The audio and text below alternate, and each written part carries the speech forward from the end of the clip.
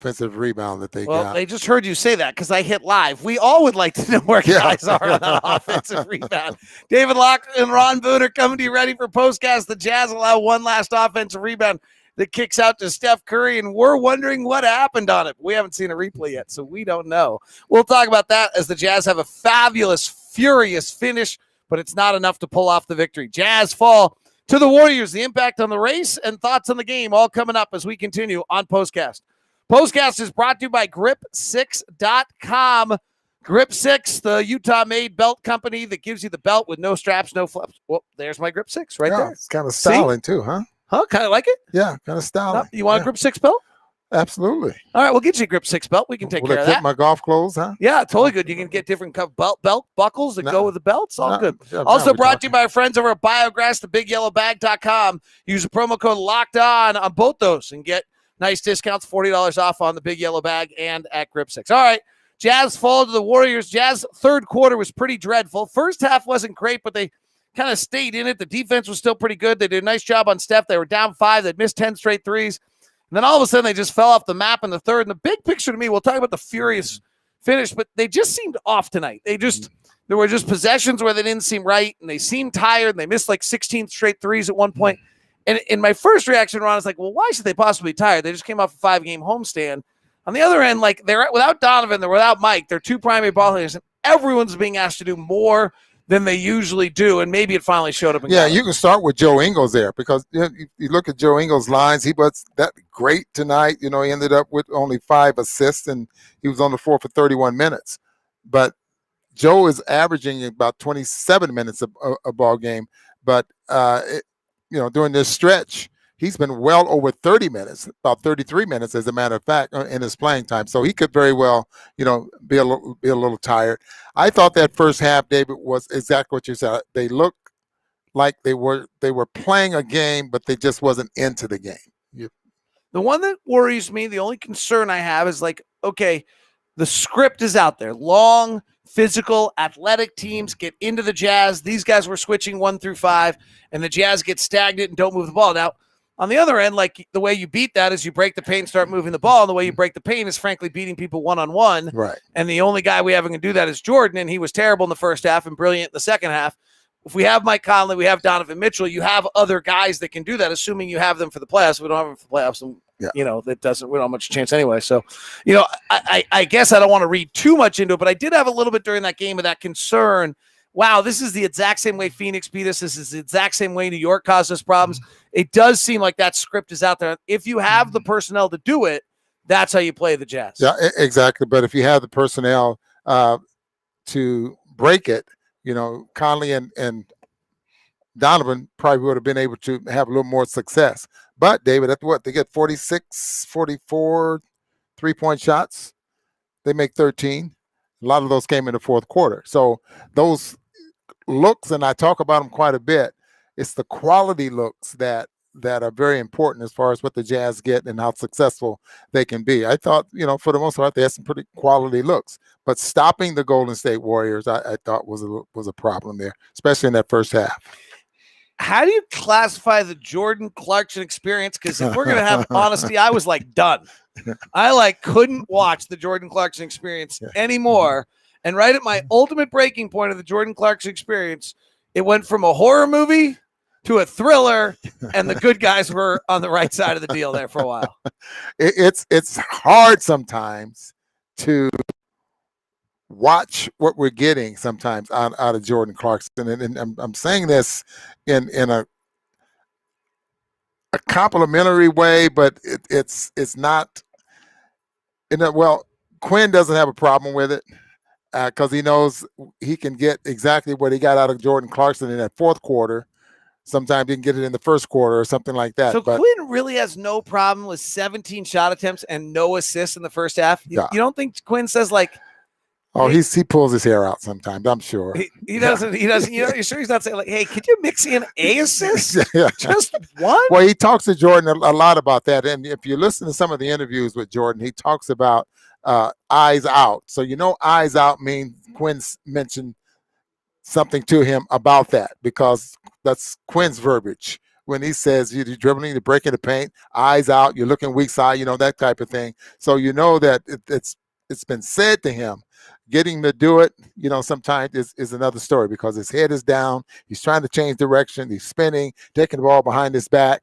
And unless he's driving very hard to his right, then he can see what's going on the weak side of the floor. Then you're going to get a pass. But otherwise, no. And you thought they had a specific plan on him for a large part of the game. They would not let him go right. I mean, he tried to change direction to come back right. They would not let him get there. So he was constantly trying to come back and work his way left, then go back to his right. It's like a junior Jazz basketball game. Little kids can only go right. They back up and try to set you up so they can go right. And that's what it looked like there for a little bit. And if you think about most of his drives were on the left side of the floor, finishing on the left side late in the game, the ones that kind of changed the game. Right. All right, let's go to some of your comments and some of your questions here. Let's go to YouTube for our first question coming in. Clarkson was still minus 17. Every other player played 20 or more minutes was positive. I'm baffled by this. It almost makes no sense. Well, I mean, he was minus 32 at one point. He was like, when you want to talk about impactful players, Jordan was impactful. Jordan might have been the reason we were down 18 and the reason we were within 3 at the end. Like, that's a great way of putting it. Like, he was impactful tonight. Yeah. So I'm not sure that was totally, Robbie says, I turned the game off. You should never turn the game off. You missed the Jordan Clarkson experience. Paul says, I wonder how much wiggle room the Jazz have now. None. No. But they didn't really have any wiggle room coming in. They had to beat the Warriors or the Blazers. One of those. And then, frankly, they should be able to beat Oklahoma City and Sacramento. Oklahoma City's had the worst 20-game stretch in the history of the NBA. Sacramento will be playing hard. It'll be their final game in front of fans. Home, that's never easy. Teams don't like to go out on a loss. But you should be able to get those 2 games. And so you got to try to beat Portland here, or Phoenix loses another game, which is possible. The problem with losing tonight in regards to the race is I do really believe had they won tonight, Phoenix would have maybe considered resting guys. Phoenix is crazy tired. If you look at the way they're playing, they're exhausted. They've been going so hard for so long. Monty Williams isn't one to really pull back. But had we won tonight, Phoenix can look at this thing and go, we're not getting the 1 seed. We got no chance. Now Phoenix is like, oh, wait a sec. Yeah. Let's go out and see if we can go get another one before we decide this one. So, and their schedule is they got to play the Golden State Warriors and Portland as well, right? Right. Yeah. Colton Thompson says these guys are totally exhausted right now. They showed a lot of fight. They did not roll. That is for certain. The rally in the fourth shows the true strength of the team. Excited for the playoffs, says Eric. The Warriors let go of the rope for a second. All of a sudden let go almost for too long. It was kind of crazy. Looked like a foul against Clarkson on that layup. We've gone back and forth on this, Matthew. I don't think we have a consensus in our group on whether that was a foul. Yeah, I don't think it was a very good angle from what we saw. We know that Looney was vertical. He never brought his arms down. Just wasn't sure from the angle that we got if he would jump forward toward Jordan Clarkson. Jordan didn't complain. And obviously he thought that everything was on the up and up. Yeah, and let's, by the way, on this whole idea of the playoff race, 7's playing the Lakers in the first round. Anthony Davis was pretty good the other night. Now, it could be 8 in theory. Golden State, Steph gets hot, beats the Lakers on a given night, and you end up with the Lakers in the first round. But your chances of it are a lot higher if you're 7. So it'd be really nice to win this, be the number 1 seed. Let's not kid ourselves about that. Andy says, I think the Jazz need an all-star too to make any noise in the playoffs. Oh, wait. Nice, Andy. Adam, second and third quarters cost the game. Oh, well, hopefully the Warriors will take out the Suns as well. The Warriors need all of them. The Warriors are actually bigger. By the way, I think this is really interesting math for a second. And I've heard some people, well, it's not that big a deal if you're 8 or 9. Oh my gosh, it's mammothly different. So if you are 8, not only are you guaranteed a home game to be able to go try to make the playoffs, and 9, you're guaranteed to have to win on the road. But let's just say that every game's 50-50. Okay, they're all even. They're not, because some are home and some are road. But if they're all 50-50 and you're 7 or 8 and you flip the coin, you need heads, right? Yes. Okay, and it doesn't come up until you flip it again, right? The chances of getting a heads is 75%. Okay? Okay. You flip your coin, you get heads. You're 8, you're now the 9 or 10 seed. So you flip the coin, you get heads. You got to get it again, right? Flip it again, it's 25%. It's a 75% chance for you getting heads once out of 2 times. It's only a 25% chance for you to get heads twice in a row. It's a mammothly big difference to be 8 versus 9. Plus, it's not 50-50 because you're guaranteed to at least get a home game if you're 8 or 7 or 8 for the playoffs. It's why the play-in is actually structured really, really well by the league. Hi, Nicole. How are you? Hans Kaleva. Inside. Just let it go. Why did it take the Jazz up to the 3-minute mark to get Gobert back into the game? I think that's a legitimate question, Tyler. I don't know. I actually thought he was hurt. I got concerned there was something wrong. I couldn't see him on the bench from our spot. He didn't come in when he regularly did. I thought there was something wrong. Well, sometimes this is the instinct of coaches. They will change things up a little bit because the Jazz at that point was rolling. I mean, Clarkson was on a roll, and Looney wasn't doing anything out there for us. Steph Curry wasn't on the floor there for a while. And then they brought Draymond Green and Steph Curry back in the ballgame. So it was just Quinn probably thinking, okay, let's go another minute with Derek.